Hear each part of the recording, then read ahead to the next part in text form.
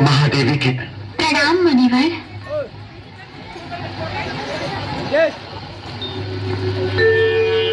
महादेवी के इस अवतार को मैं प्रणाम करता हूँ। नहीं नारद जी, आप तो देवऋषि हैं। मैं तो केवल अपने भगवान विष्णु के चरणों की दासी हूँ।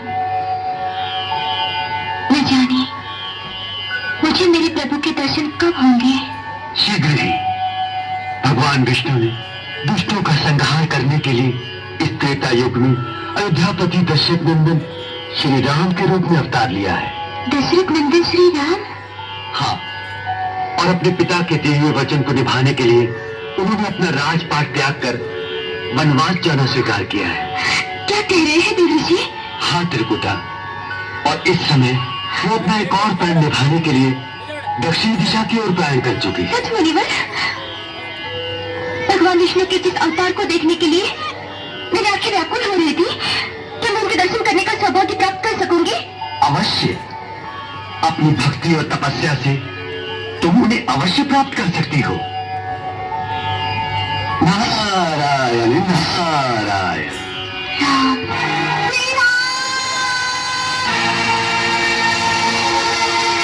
कहाँ है आप? हे प्रभु, आप कहाँ हैं? राम, दर्शन दो राम।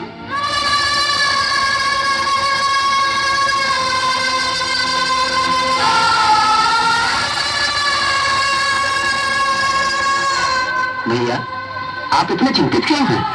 लक्ष्मण, मैंने अपनी भक्त को दर्शन देने का वचन दिया था। मेरे वनवास की सूचना पाकर उसने मेरा दर्शन पाने के लिए स्वयं भी राजपाट का सुख वैभव छोड़कर वनवास ले लिया है।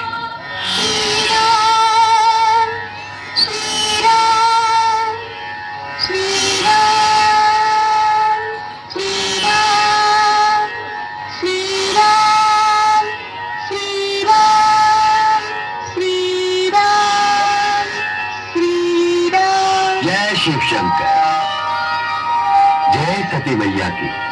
पधारो मुनिवर, क्या समाचार लाए हो? समाचार तो मैं भगवान शिव को देना चाहता था, परंतु वो तो ध्यान मग्न है। जैसी प्रभु इच्छा। बताओ ना, क्या समाचार है? सुनाते हुए मन बड़ा उद्विग्न हो रहा है माता। आप तीनों महाशक्तियों से उत्पन्न और भगवान वैष्णु की आज्ञाकारी वैष्णवी अब वनवासन हो गई है। देवऋषि, आप त्रिपुटा की बातें कर रहे हो? वो तो राजा रत्नाकर की राजकुमारी है, उसे दुख किस बात का? नारायण नारायण। दुख तो इसी बात का है कि माता स्वयं पृथ्वी के दुख से अनजान है। आप तो जानते हैं, भगवान विष्णु ने वैष्णवी को त्रिकुटा के रूप में जन्म लेने की आज्ञा देते समय ये वचन दिया था कि वैष्णवी से अवश्य मिलेंगे, और आज श्री राम के रूप में अवतार लेने के बाद उन्होंने सीता मैया से विवाह कर लिया। इस समय तो श्री राम सीता वियोग से दुखी होकर वन वन भटक रहे हैं। आप इतनी सी बात नहीं समझ सकती माता। मर्यादा पुरुषोत्तम श्री राम एक पत्नीव्रत होने के कारण त्रिकुटा को पत्नी के रूप में स्वीकार नहीं कर सकते, जबकि देवी त्रिकुटा उन्हें पति के रूप में पाने के लिए घोर तपस्या कर रही हैं। ये तो सचमुच चिंता की बात है, लेकिन मुनिवर, ये भी तो हो सकता है कि श्री राम अपने पुराने वचन को निभाने के लिए त्रिकुटा की प्रार्थना सुन ले और उसे। माता, सूरज पश्चिम से उग सकता है, पानी आग उगल सकता है, पर मर्यादा पुरुषोत्तम श्री राम नारायण नारायण सीता के सिवाय किसी अन्य स्त्री को पत्नी के रूप में स्वीकार नहीं कर सकते। मैं भी देखना चाहती हूँ कि क्या सचमुच श्री राम सीता के सिवा किसी अन्य स्त्री को। नारायण नारायण, क्या आप उनकी परीक्षा लेंगी? लीजिए, अवश्य लीजिए, परंतु परीक्षा लेने से पहले सोच लीजिए। नारायण नारायण। मैं सीता बनकर श्री राम की परीक्षा अवश्य लूंगी। भैया, हनुमान जी सीता माता का समाचार लेकर अभी तक नहीं लौटे। मुझे तो चिंता हो रही है। धैर्य रखो लक्ष्मण, हर काम समय आने पर ही होता है। जय श्री राम, जय श्री राम। हनुमान जी, क्या समाचार लाए हो सीता माता का? आपकी कृपा से मैंने सीता मैया को रावण की अशोक वाटिका में ढूंढ लिया। उस दुष्ट रावण ने सीता माता को अपनी वाटिका में बंदी बना के रखा है।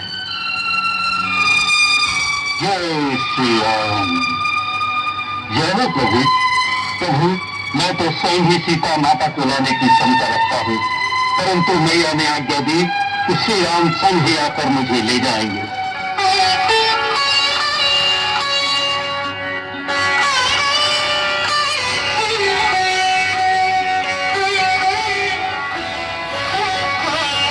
लक्ष्मण भैया, सीता माता की, सीता माता की, सीता माता की।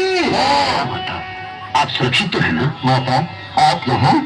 लक्ष्मण भैया, मैं लंका से लौट आई हूँ। अब रावण से युद्ध करने की कोई आवश्यकता नहीं है। किंतु प्रभु,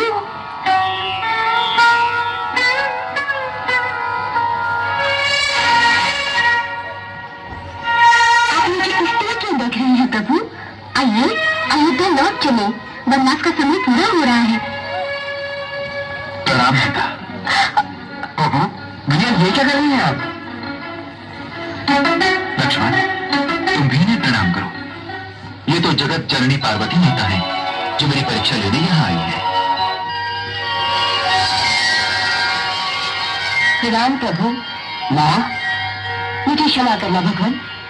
मैं आपके पतिव्रत की परीक्षा लेने आई थी। मेरा भ्रम दूर हुआ। इस वेद से आपको कोई नहीं दिखा सकता। प्रणाम माँ। पार्वती मैया की। आपने यहाँ आने का कष्ट क्यों किया माँ? भगवान, मुझे त्रिकुटा की चिंता हो रही है। आपने उसे इस जन्म में मिलने का वचन दिया था। वो आपकी प्रतीक्षा में तपस्या कर रही है। उसे दर्शन दीजिए भगवान। जैसी आज्ञा माँ, मैं जाऊंगा, अवश्य जाऊंगा।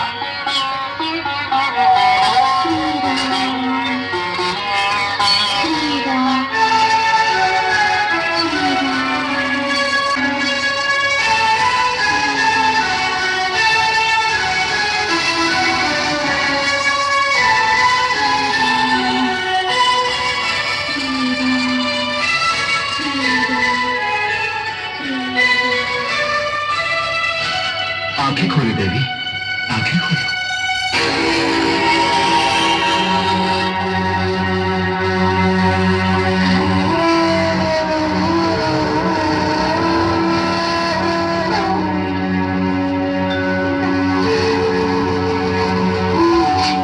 हे नाथ, हे प्रभु, अपना दिया हुआ वचन भूल गए थे।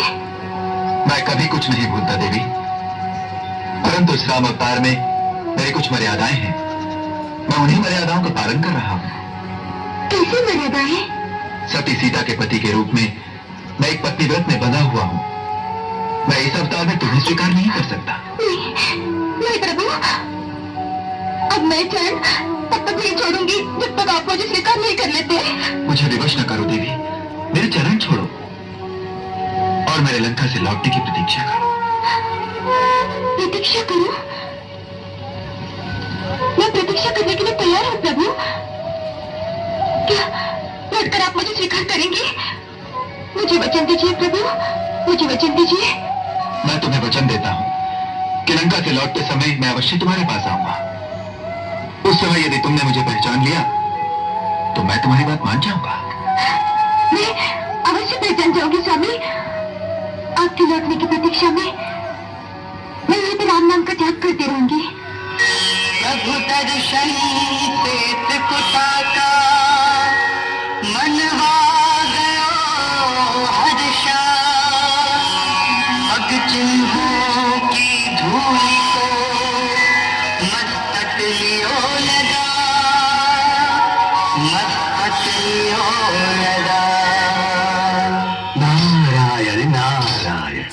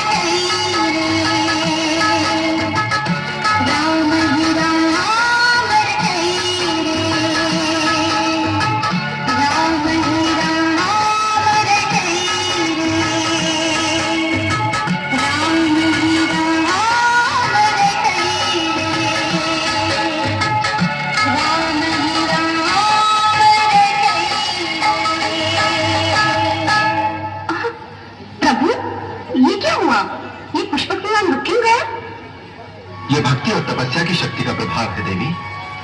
ऐसी कौन सी शक्ति है जिसने प्रभु श्री रामचंद्र जी के विमान को बदला? भगवान विष्णु की आराधिका वैष्णवी की शक्ति, जो इस समय हमारे लिए तपस्या कर रही है। तपस्या किस लिए?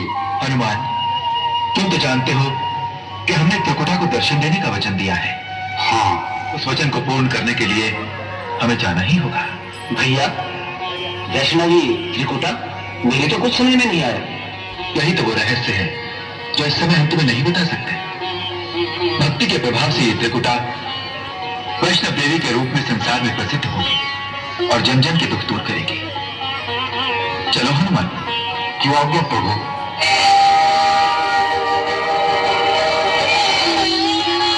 भिक्षाम देहि, भिक्षाम देहि, भिक्षाम देहि। आंखें खोलो देवी, आंखें खोलो। किसके ध्यान में इतनी मग्न हो कि साधु की भिक्षा की पुकार भी नहीं सुनाई दी? श्री राम के ध्यान में मैं तो बस उन्हीं को पुकार रही हूँ महात्मा।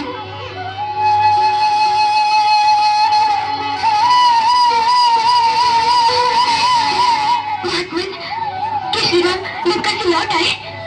कहिए ना। हाँ देवी, रावण का संहार करके माता सीता को लेकर वे अयोध्या लौट रही हैं। अयोध्या? नहीं नहीं, तुम मुझसे मिले बिना अयोध्या नहीं लौट सकते। तुम सच कह रही हो देवी, तुमसे मिले बिना श्री राम अयोध्या नहीं लौट सकते।